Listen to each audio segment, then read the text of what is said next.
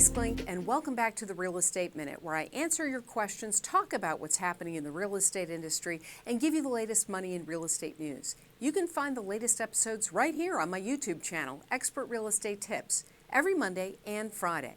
So don't forget to hit the subscribe button. On today's episode, I've got some advice for anyone who's about to close on a home. Carefully reading through your mortgage agreement is about more than checking that the rate is correct.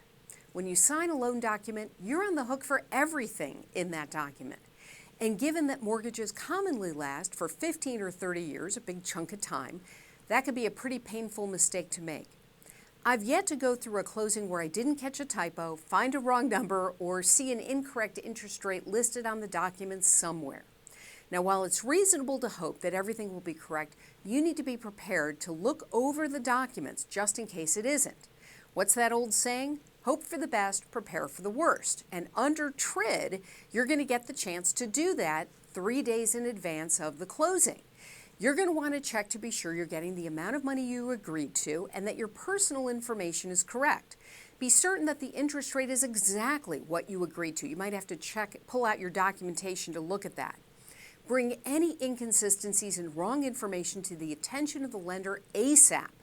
New documents may have to be drawn up, or the lender may try to get by on correction fluid, but either way, if it's a serious enough correction, you're going to need to restart, or the lender is going to insist on restarting that 3-day period for you to re-look at all the documents one more time. You want to make sure you walk away with copies of documents that are correct from your closing.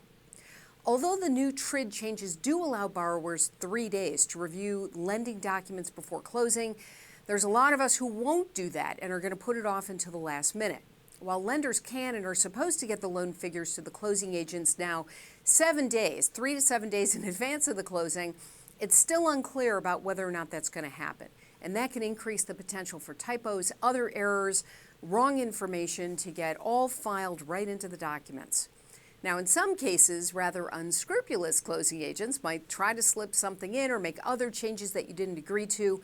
Whatever the case, don't miss your chance to actually look for those errors and make sure that the documents you are going to sign are perfect and perfectly correct, right?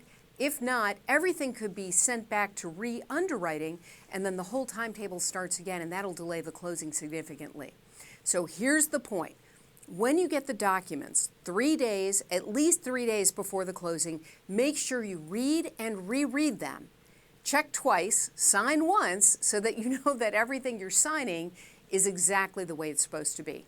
I'm Ilyce Glink. If you've got a question about buying real estate, you should send it to me at questions@thinklink.com or via Twitter @Glink, @Glink. Thanks for watching, everybody. See you next time.